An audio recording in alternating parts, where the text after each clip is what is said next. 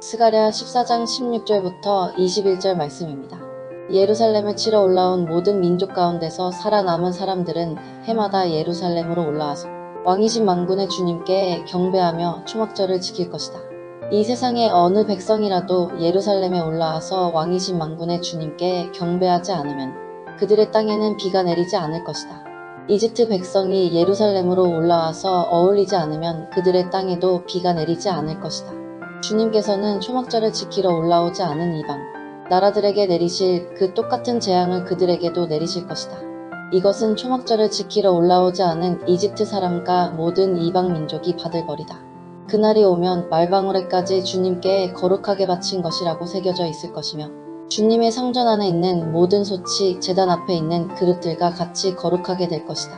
예루살렘과 유다에 있는 모든 섰도 만군의 주님께 거룩하게 바친 것이 되어 제사를 드리는 사람들이 와서 그 솥에 제물 고기를 삶을 것이다. 그날이 오면 만군의 주님의 성전 안에 다시는 상인들이 없을 것이다. 네, 샬롬. 오늘도 말씀 앞에 나오신 여러분을 축복합니다. 여러분들은 모든 나라들이 하나님을 섬기게 되는 날을 상상해 보신 적이 있으신가요? 모든 나라들의 국교가 기독교가 되고, 그래서 모든 나라, 모든 민족들이 다 함께 하나님을 예배하는 그런 상상 말입니다. 그래서 그날이 되면 누구를 만나도 하나님을 얘기할 수 있고, 어디를 가더라도 함께 예배할 수 있고, 서로의 신앙을 공유하며 살아갈 수 있는 그런 날들, 저는 이런 날들을 가끔 상상해 보곤 하는데요. 상상만으로도 굉장히 벅차고 행복한 일인 것 같습니다. 이런 날이 가능할까요? 아마 우리가 살아있을 때는 경험하기 힘든 날이지 않을까 싶습니다. 나라들마다의 이념과 종교, 또 여러 가치들이 지금은 너무나 다르고 너무나도 다양하기에 우리가 살아가고 있는 이 시대에서는 모든 나라들이 하나님을 예배하는 것은 기대하기 힘든 일인 것 같습니다. 그러나 아주 불가능한 일도 아닙니다. 이런 날이 오리라고 하나님께서 말씀하고 계시기 때문이에요. 모든 민족들이 일어나 하나님을 함께 예배하는 날, 그날이 반드시 올 것인데 그날을 말씀에서는 여호와의 날이라고 부르고 있습니다. 오늘 말씀을 보면 우리가 상상하고 꿈꾸던 그 모습이 기록되어 있는데요. 16절을 봅시다. 예루살렘을 치러 왔던 이방 나라들 중에 남은 자가 해마다 다 예루살렘으로 와서 하나님을 경배하며 초막절을 지킬 것이라 말씀하십니다. 이 초막절은 애굽에서 이스라엘을 구원하시고 또 가나안 땅에서 풍성한 수확을 주신 하나님께 감사하는 절기입니다. 그런데 지금 이 초막절을 지키기 위해 하나님께 감사를 드리는 이 예배를 드리기 위해서 이방 나라들이 예루살렘으로 올 것이라 말씀하고 있는 것입니다. 지금까지 이방 민족들이 예루살렘으로 온 이유는 한 가지였죠.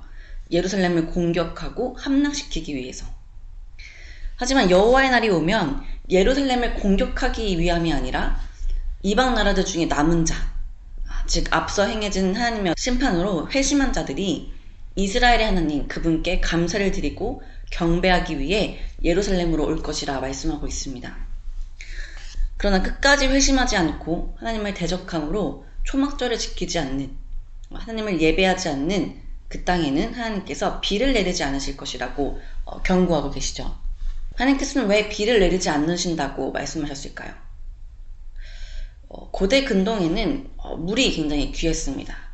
그래서 비라는 것이 굉장히 중요한 자원이었는데 이 비의 유무는 그 나라의 생존과도 직결된 문제였습니다.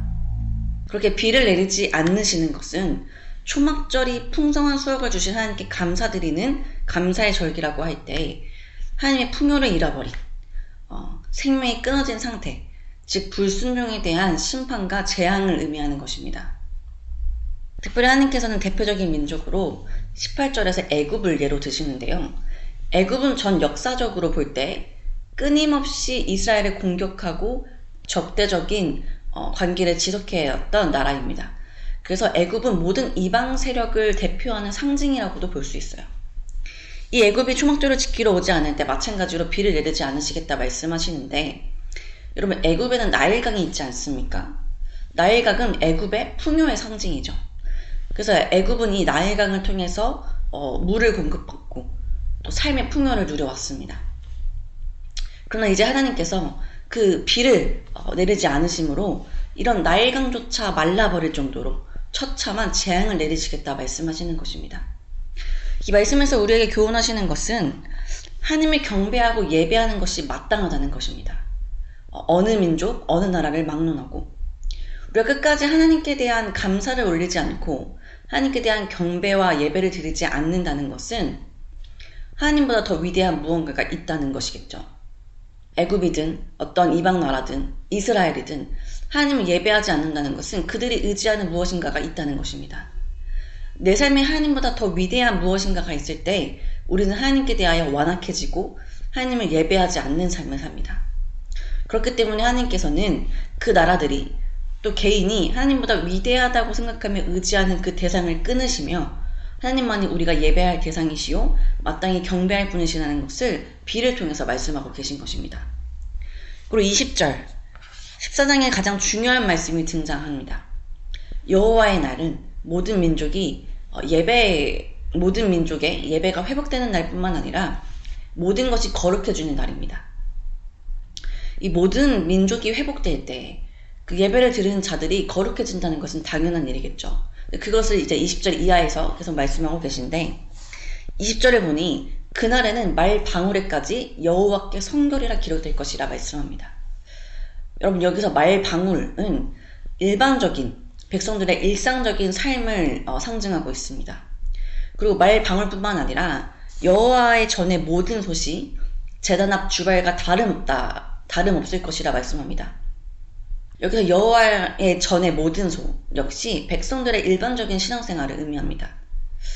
그런데 여러분 이러한 백성들이 일상적인 삶에서 쓰이는 말방울과 솥들이 여호와께 성결이라고 써지고 또 제단 앞 주발과 같아진다는 것이 무슨 의미일까요? 먼저 말방울에 쓰여지는 여호와께 성결이라는 문구는 대제사장이 쓰이는 관 전면에 붙이는 순금패에 새겨진 말입니다. 근데 이 말씀이 일반적인 하찮은 말방울에도 새겨질 것이라 말씀하고 있는 것이죠. 또한 여호와의 전의 모든 솥, 즉 예루살렘과 유다에서 백성들이 일반적인 신앙을 위해 사용하던 모든 솥과 그릇이 이제는 성전에서 거룩하게 구별된 솥과 그릇으로 하나님의 속물로 성전을 위하여 쓰이게 된다는 말입니다. 이것은 이 대제사장에게만 한정되었던 여호와께 성결하라는 이 문구가 백성들의 일상적인 삶에까지 전해지고 또 백성들의 신앙이 일반적인 종교 생활이 아니라 이제는 성전에서 구별된 솥과 그릇처럼 거룩하여질 것이라는 의미입니다.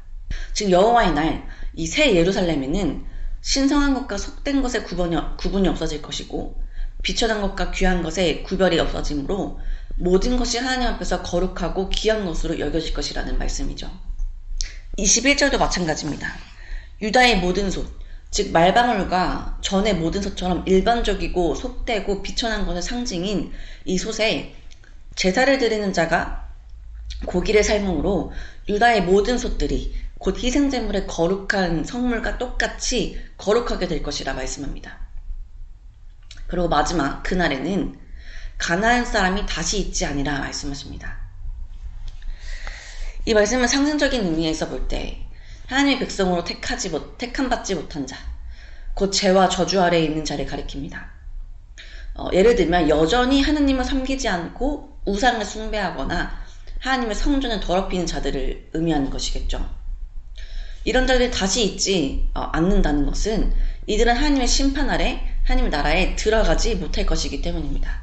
즉 여호와의 날이 이들에게는 심판의 날이요 구원받지 못하는 멸망의 날이 된다는 것이죠.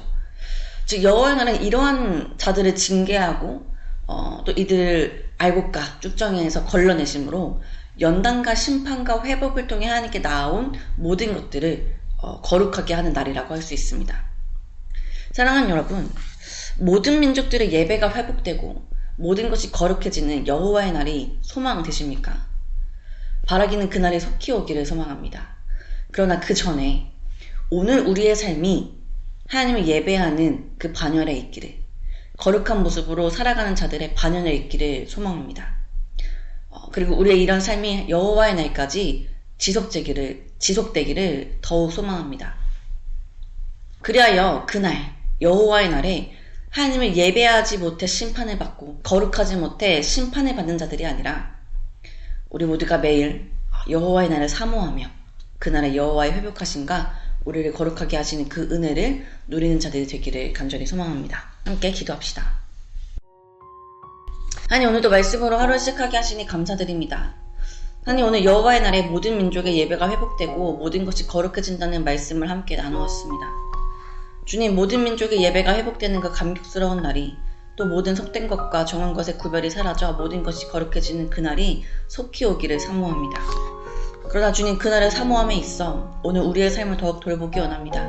그날을 사모하는 우리의 삶은 정말 그날을 사모할 만큼 예배의 감격이 있는지, 거룩에 힘쓰고 있는지를 돌아봅니다.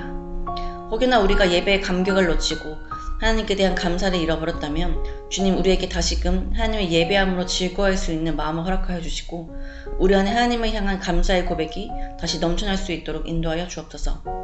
또한 우리의 삶의 영역 가운데 부정한 것들, 거룩하지 못한 것들이 있다면 회개하오니 성령이 불러 태워주시고 우리가 다시 거룩한 주의 백성 되게 하여 주옵소서. 오늘 각자의 삶으로 나아가는 주의 청년들의 발걸음과 모든 하루의 시간 가운데 함께해 주시기를 소망합니다. 또한 이들의 삶이 마지막 때를 준비하며 각자의 삶에서 예배의 감격을 누리고 거룩을 살아내는 삶이 되기를 소망합니다. 주님, 오늘의 또 말씀을 은혜를 주심에 감사를 드립니다. 우리에게 다시 오마 약속하시고 또 우리의 모든 것을 회복하시며 영원한 나라, 하나님의 나라로 인도하여 주실 예수 그리스도의 이름으로 기도드립니다. 아멘.